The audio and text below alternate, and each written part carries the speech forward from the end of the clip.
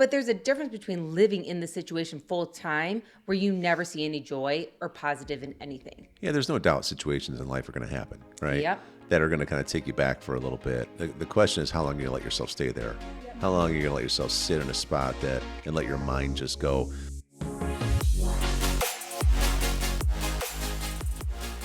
Hello, everyone. We are Greg and Jacquie Francis, and welcome to High Performance Parenting, where our passionate goal is to encourage you to raise champion children in a crazy world. Every week, we will bring you multiple episodes from our extensive experience of raising our six happy, healthy, successful, godly kids who are confidently equipped to win big in life. We deeply believe that any parent who is provided with the right knowledge and continual support can raise amazing kids. And when they do, all of our futures get better. If raising up future generations of absolute champions matters to you as much as it does to us, here's how you can contribute. Like and share this podcast with everyone you know. And together, let's embrace this journey of raising champion kids in a crazy world. All right, here we go. Going on with Abbie and Crissy here today about having a positive mental attitude, and really love what you were talking about, Crissy, about not just being okay with not fitting in and having a good attitude about that. That is so important. That's one of our standards at our house, is that we are not going to keep trying to do what the world does. We're going to be standard barriers, even if that makes us feel excluded sometimes. So I love what you were talking about, not always maybe knowing all the trends on the news, social medias, or whatever it may be, because we don't sit on social media all day. We're too busy doing other things. All right. And so what was another thing you learned this year about having a good attitude? I feel like maybe one thing is with new business endeavors that I'm trying and a lot of new things that I'm jumping into, I've been trying to be consistent about growing me in certain areas. So like at times when we're reading, I make sure to read, influential books that'll help with my intelligent growth and things like that. Like what? Like I've been reading Atomic Habits and The One Thing and books like that. So those have been really, really good, but also not as entertaining as maybe some of the other books I'm reading. The other ones your sisters are reading, or right. maybe school books that are fun. Yeah, Crissy has an amazing business. It's called Super Kids, Redwood Super Kids, and it's for children between the ages of 6 to 13. And here you are teaching them life lessons, biblical lessons, family lessons, and it's just thriving, right? Yeah, it's really taking off. It's a Zoom twice a month on the first and third live Zooms. And if they can't get into the live because they have other family things going on, they can get a recording of it. It's a phenomenal program. She just started up, 3 months ago? Yeah, beginning of November. Beginning of November. But with that, I'm sure anybody that's an entrepreneur can understand some of the trials of being an entrepreneur and what that looks like. And for Crissy personally, just learning the curves of the growth, of course, but then also the dynamics sometimes of pouring into people and some people quitting on you. Yeah, I've definitely learned a ton through this business. I know that I've been poured into all my life with these things, but it's way different when you're actually applying it. So when I first started out, I was super excited. This is going to be great. I'm going to be able to, have these Zooms and everyone's going to love it. And then it didn't work out with some people. And I was kind of like, oh, this people drop out. Is that a thing? So then I realized that, yeah, and I can keep growing through that and keep getting new people so that I can keep expanding and growing. And so just dealing with the ups and downs and the work I get to put into it when other people are playing, and realizing that the positive mental attitude around it is I get to do this and at such a young age, and I get to have a family that encourages me and pushes me on and helps me with this, instead of just being like, why do I have to do this? Why do I have to do extra work? Seeing the positive in it all. I think it was a growing curve too, because, Hun, for you and I, not only is everything she's teaching amazing, but a lot of that came down from us. And we take it so serious to pour into our own children, and for us to see our own child want to pour into other children, we were really proud, right? We were just super proud of her for wanting to do something with that. Mm-hmm. And then when some people quit, that is part of life, but it's sad. When I see families that say, never mind, we just don't want to get up that early, or we don't have time for it right now, or, my kid just doesn't know if they want to do it. That doesn't really resonate with us at all. Those aren't how we live life. We make decisions for our children as the parent, and then encourage our kids to have a good PMA when they are part of things like this, wouldn't you say? Yeah, just entrepreneurialism in general is very emotional, right? And you have to learn to be pretty emotionally intelligent. And you have to learn how to see the best in all situations. Like for instance, to speak to what you're saying, I know when someone says that, maybe they don't want to get up or they don't want to commit the 30 minutes to the Zoom twice a month. To me, it is sad. It breaks my heart a little bit. At the same time, it also makes me feel devalued, because and you probably can relate to this, right, Chris, where it's like, okay, you're showing up, half paying attention for 30 minutes. That's as hard as you're working on you. I'm spending countless hours between building websites and doing marketing and encouraging and preparing, staying up half the night because I'm nervous the night before to do my Zoom because I want to do such a good job. And then you can almost be like, when somebody gives you one of those really, really weak excuses, you're almost like, what? And you can almost be like, am I doing the right thing here? Is this worth it to people? Right? Like sometimes I get text messages like, sorry, I'm gonna have to opt out for now. And I'm kind of like, okay. I'm consider, what am I doing wrong? Right. And my parents have had to teach me it's not what you're doing wrong. It's on them. So don't worry about, you keep doing you. But my first initial thought is what did I do wrong? Like, what did I say? What did I do? Yeah.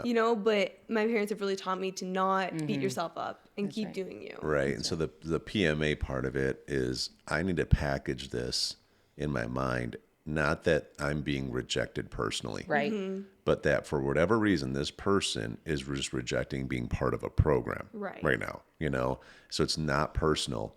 And you have to think about it though, because, in every endeavor we do, it's the same thing, I'm 50 years young and I still have to battle with this, whether I'm building ManMaker right now. And some of these people that I would think would be, they're always so appreciative. Greg, I love how much you do for so many people. I love, could I get coached by you? And I'm like, well, yeah, here's a program.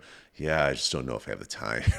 Whatever. Just like, what? Yes. What are you it kind of can mess with your head a little bit. Yeah. And then, That's but true. then I get back to you know what? I know we're doing a good thing. It may not be a perfect thing. We're going to get better all the time. But at the same time, we're going to keep serving, because if we serve, then we're sowing. And if we're sowing, we know God will do the growing, right? Yeah. And so I got to stay focused on my part, which is doing the serve part, and be proud of myself for it, regardless of who's responding or who's, loving it or not loving it. I just got to keep my brain on that path. Right. For sure. Keeping your head in the right place means a lot, because subconsciously you can start doubting yourself or doubting the people around you, or being like, is this really what I should do? But you have to purposely train yourself to think true. in For sure. the right way. A potential negative mental attitude is am I really supposed to do this kind of serving and coaching? Am I actually a good communicator? Maybe I'm not good at any kind of form of actual, honest sales here. What is it? Is it my personality people don't see? This is negative mental attitude stuff, right? Versus, you know what? I am not perfect, but I am under construction and my growth game is strong. And I know that there are people out there that God wants me to serve, and I'm going to keep going regardless of who sees it or not. I'm going to do the part I can control and let God control the rest. Yeah. That's the PMA part. Which For is sure. totally just brings me around thinking about all the good ways that you guys have applied PMA when it came to even engaging in new things that you didn't know how to do before.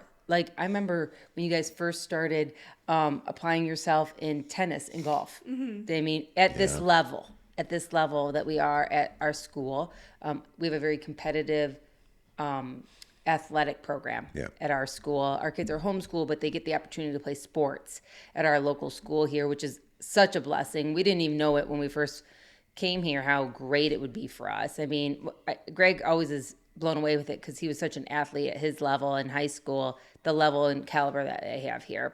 And so to see you guys step in, Crissy was, new to the whole golf with her siblings this year. Your older sisters had already done golf for 1 year and they kind of had an idea, but man, you were walking into a whole new journey, and here you are going again. Tennis tryouts are in just a couple weeks coming up. Yeah. And I'm very nervously excited and ready to, get out there and do it. But it would be easy to not and just kind of be like, I'm scared, so I'm going to wait another year. I have 3 more years in high school. But really, high school is this short. And sports in high school is this short. And so to take advantage of it, even if you're scared, even if you might mess up, is really, really important. Yeah. Yeah. Potential. I don't know if it's really negative, but it's just not the positive mental attitude is, what if I don't do well? right. Yeah. And just think about a positive mental attitude says, what if I do? Right. What if I do amazing?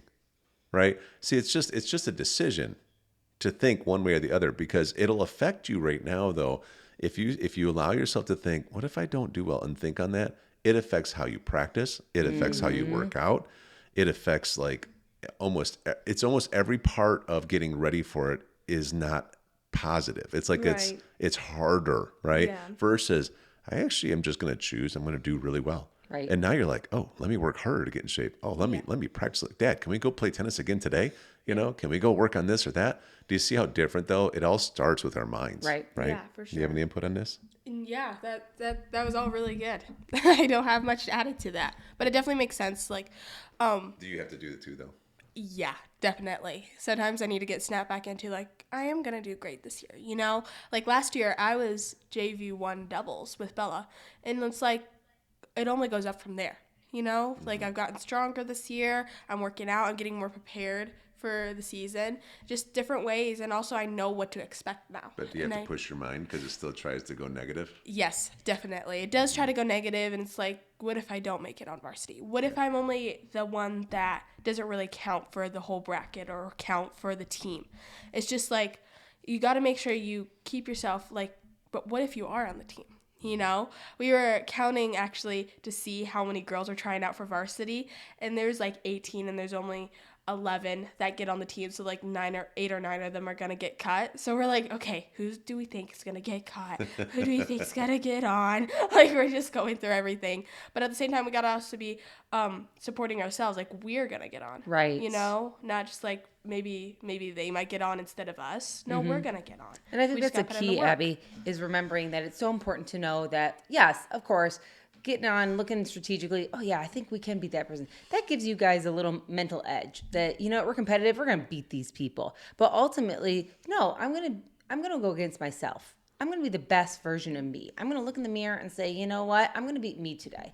And whatever anybody else does is up to them, but I'm going to be the best version of me. And I think anytime we have a good attitude about anything we're doing, stepping into, becoming something that we didn't know that we wanted to even do, we need to understand that it's so important that we give our self-talk the same kind of talk that we would give our sibling or, a good friend. You would never tell a negative thing to somebody that you love that they can't make it. You would never look at your sister and be like, hey, Crissy, you're not going to make it on varsity, so no big deal. Why don't you just chill this week and just let JV be where you want to sit for the rest of the next 4 years? You would never say that to somebody that you love. But sometimes we say it to ourselves, and you know what? We beat ourselves up the most. And we got to be aware of that, is anytime we're going into a situation that we might let our brains travel to a negative place, we need to remind what we would tell our best friend or our siblings or the one person we love. What would we say to that person? And then start talking to yourself the same way. And if you need to, write it down. And what do? We put it on the fridge, we put it on the mirror, we put it wherever we need to remind ourselves that we can do hard things. And maybe, you know what, after we do the hard thing, the result is the result. But we're going to be the very best that we can be in everything. And that could be in sports, that can be in schoolwork, that can be in, a certificate for hunting, that can be in trying out for the praise and worship team at church. It can be, going to meet new friends. It can be being the standard bearer and not getting on the Instagrams and the TikToks and all those kind of social media things. Whatever it may be, we can sit there and be like, okay, the alternative is not what I want, right? So let's just enjoy what we can. Yeah. So good. Yeah, this is such a good topic. It is. It brings me back to like so many success books we've read where it talks about who's the number one voice you hear every single day. And I don't remember the stats, but it's something just like crazy of how many thousands of words that we communicate a day. And but we're the loudest voice to ourselves, So like true. always. And so if you're really nice to everybody else, you think you're a positive person, but if you're really not to yourself, you really aren't even close to a positive person, right? Right. And it's kind of sad because, again, our minds are so powerful, right? All it is a decision. If today you were like, golly, I've been kind of beating myself up. Well, then what are some actions you can do? Well, right away, start writing down positive things. We can't, what do you say all the time, hon? You can't combat it with your own mindset. Yeah, you can't overcome thoughts with thoughts. You have to overcome thoughts with words. That's So right. even when you feel like, I don't know if I'll make varsity, you have to have a confession written down that even though you don't even feel like saying it necessarily because your mind's getting in the way, you say, no, I'm a top varsity player That's right. at Eagle High School this year. you know, and you confess it and you confess it and you say it out loud and you remind yourself of it, right? And you got to have that stuff ready though. You know, that's really key to all this. You really got to have it like your entrepreneurial endeavor. You want to get to 100 kids for our Redwood Super Kids, okay? Well, you got to have that confession out. I'd like to. It's like I have 100 kids in Redwood Super Kids, right? Happy, excited to be here, showing up all the time, thankful, right? Just speak it. Just say it. Just say it. The more you say it, the more you hear it, the more you believe it. And then you can go out and do the work. But if you don't even believe it in the first place, why would you be motivated to go do the work? If I already think I'm defeated and, you know, I'm not going to get on that team, or I'm not going to make my goals, or I'm not going to be happy doing X, Y, Z. If I'm already speaking negative, then, oh my gosh, then I already feel sluggish. I'm not up for it. I'm tired. I'm kind of finding, creative excuses. Creative avoidance, yeah. To do something else. It's like if I don't think positive, the alternative is pretty bleak. You know, I think of people today, I mean, we can all probably think of some people that are negative. Like every time you get with them, it just seems like, I mean, their life must be just blowing up. It's like you can tell they've had a lifelong habit of seeing the worst in situations and expecting the worst. And how fun is it to be around those people? It's I not. mean, I will get in conversations with people. I'm like, hey, how's it going? Oh, you won't believe it. Oh, shoot. Oh, dang. Sorry I asked. And I'm like, wow, I would love to hear that. Oh, I'm sorry, my kid needs me. You know what I mean? Because I'm like, I need to get out of this situation. I don't mind hearing people say, you know, actually it's been a rough week. You know, it's not like I wanted it to go, but here's what I did about it. You know, I don't mind hearing, you know, that some people are going through hard times. We all do. We all go through situations that we're like, this really sucks. Like, I'm not going to lie. It sucks right now. I mean, we've had some that have been really like just horrible situations, right? But there's a difference between living in the situation full time where you never see any joy or positive in anything. You know, I look back on some of the things even this year for us, hon. I mean, like we walked through a journey with even Hunter and stuff this year that we talked about in one of our previous episodes. And it was like, you know, it was a year of time to help her get into a healthy road, really, you know, that really helped her. And I will just tell you, it wasn't fun, but every day wasn't gloom and doom during our season. You know what I mean? There were, you know, not such positive times during it, but then the positive days, we just capitalized on them like never before. And we talked about how great we had it, or how wonderful she was doing, or where we were, how positive we were, or how happy we were. And everybody got on board with it. And actually the situation only got better and better. Yeah. Yeah, there's no doubt situations in life are going to happen, right? Yep. That are going to kind of take you back for a little bit. The question is, how long are you going to let yourself stay there? How long are you going to let yourself sit in a spot and let your mind just go, you know, I'll just say this and we'll end this because we're going over time. But, you know, if you think about your garden that's outside, and if we don't put anything in that garden this year, what'll happen? Will it just stay fresh, nice soil? What happens to it? No, it'll become like it'll lose all of its nutrients if we don't put it in.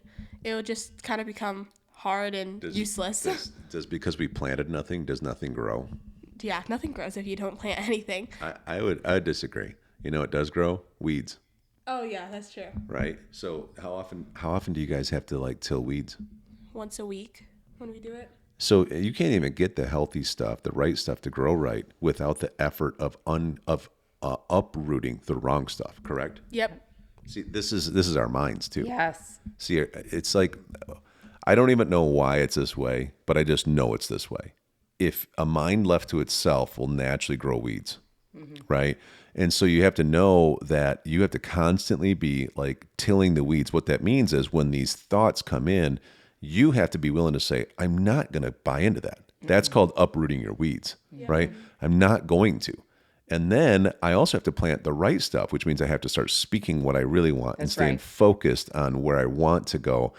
It requires this, guys, and this is where a lot of people have a lack of intentionality, and that's how over time, if you ever notice, sometimes you can see this where people that get older, they get more negative. And it has to do with the fact they're just letting more weeds grow over time, right? It doesn't mean they don't have the capacity to be super positive, you know, fruitful, driven, high-producing people. It's just they're letting their garden get too full of weeds. So, okay. Anyways, good one, guys. Hey everyone, thanks for listening and thanks for your love and support. We hope that today's episode added tremendous value to you and your family. It would mean so much to us if you would partner with us on our mission of helping parents around the globe raise champion children in this crazy world. To do so, simply take a moment to like and share this podcast with everyone in your network. See you next time.